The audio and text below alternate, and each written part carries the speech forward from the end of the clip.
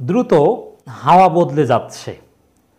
নরম সুরে সরকারকে এখন নানান কথাবার্তা বলতে হচ্ছে, যেটা বলবে সরকার নিজেরাও কল্পনাও করেনি।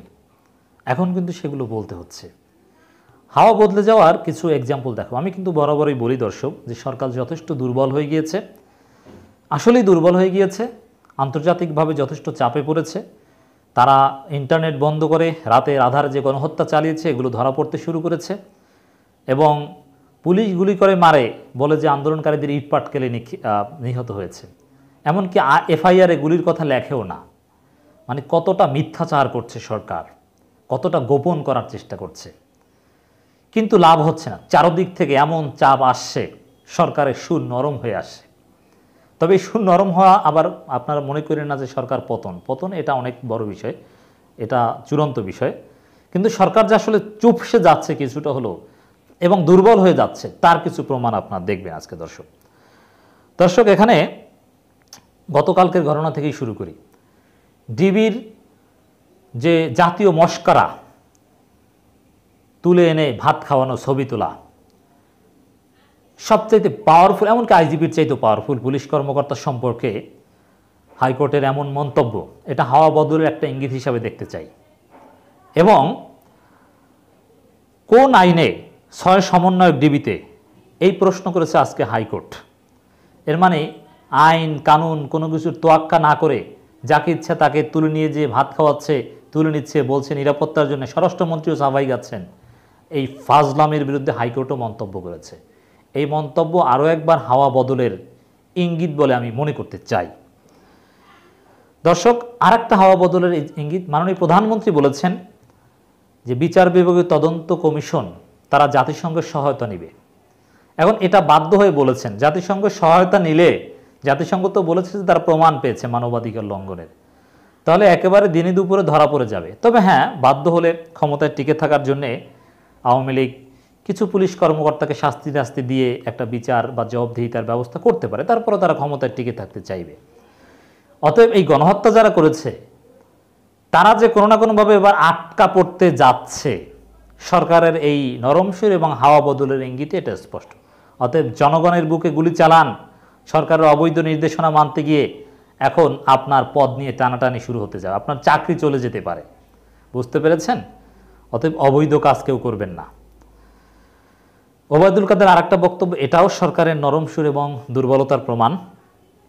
গ্রেপ্তার বেশি দেখানোর জন্য নিরপরাধ কাউকে যেন ধরা না হয়, এই নির্দেশনা দিচ্ছেন। এর মানে নিরপরাধ শিক্ষার্থীদেরকে, নাগরিককে, নিরীহ বিএনপি জামাতকে ধরা হচ্ছে নির্বিচারে। এ বিষয়ে দেশে বিদেশে আন্তর্জাতিকভাবে প্রশ্ন উঠছে, জাতিসংঘ থেকে শুরু করে আরও অনেকে প্রশ্ন তুলছে, যার ফলে এখন তাদেরকে বলতে হচ্ছে যে গ্রেপ্তার বেশি দেখানোর জন্য নিরপরাধ কাউকে যেন ধরা না হয়। এটাও সরকার যে দুর্বল হয়ে যাচ্ছে তার সাইন। গণগ্রেপ্তারের নামে কোনো নিরপরাধ কাউকে যেন অপরাধী সাব্যস্ত কিংবা গ্রেপ্তার না করা হয়, সে বিষয়ে আওয়ামী লীগের দলীয় সিদ্ধান্ত রয়েছে বলে জানিয়েছেন দলটির সাধারণ সম্পাদক ওবায়দুল কাদের। এই দলীয় সিদ্ধান্ত আন্তর্জাতিক চাপে শুকছে যাচ্ছেন। নইলে তো এতদিন বলতেন কোনো নিরপরাধ মানুষকে ধরা হচ্ছে না, মানে ডিবিতে নিরাপত্তার জন্য নিয়ে যাওয়া হচ্ছে। কত উদ্ভট ব্যাখ্যা। এবং আবু সাইদকে পুলিশ গুলি করেনি, কত কিছু। বুঝতে পেরেছেন এখন কি বলতে হচ্ছে? তাদের দলীয় সিদ্ধান্ত কতটা চেঞ্জ হয়ে গিয়েছে।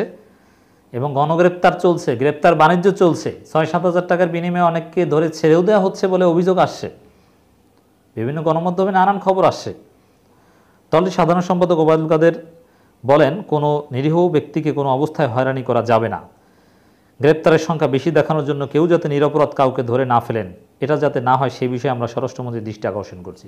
এর মানে এই ধরনের ঘটনা ঘটছে, এতে চাপে পড়েছে, যার ফলে এখন এইসব কথা বলতে হচ্ছে। হাওয়া বদলে যাচ্ছে, আরও বদলে যাবে। তবে হ্যাঁ, যেহেতু জামাত নিষিদ্ধের উদ্যোগ নিয়েছে, এইটা ব্যবহার করে হয়তো সরকার এবার টিকে যাবে। বিএনপি জামাত বা জনগণের মধ্যে যে ঐক্য তৈরি হয়েছিল সেটা ফাটল ধরাতে পারবে সরকার, আমি এটা মনে করি। কিন্তু অনেক পুলিশ কর্মকর্তা বা অনেক অপরাধীর বিচার করতে হবে, এটাও বা কম কিসে।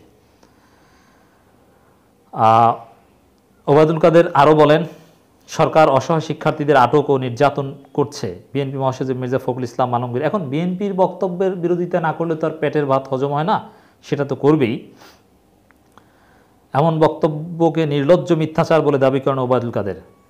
গণমাধ্যমে এসেছে সরকারি হিসাবেই সরকারের মতে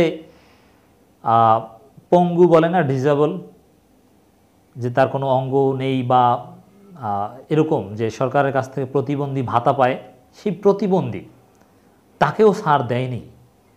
অনেক অনুনয় বিনয় করার পরও প্রতিবন্ধীকেও ছাড় দেয়নি। কি ভয়ানক গ্রেপ্তার চলছে। গরিব মানুষ, একমাত্র উপার্জনক্ষম ব্যক্তি, দিন আনে দিন খায়, গ্রেপ্তার করা হচ্ছে। শিক্ষার্থী পরিচয়ও অমুক জায়গায় অমুক বাসায় শিক্ষার্থী আছে জানলেই গ্রেপ্তার করা হচ্ছে। এগুলো চলছে। তো এগুলো তারপরে এটা মির্জা ফখরুল এই কথা বলছেন, আর সেটা নির্লজ্জ মিথ্যাচার করছেন ওবায়দুল কাদের নিজে।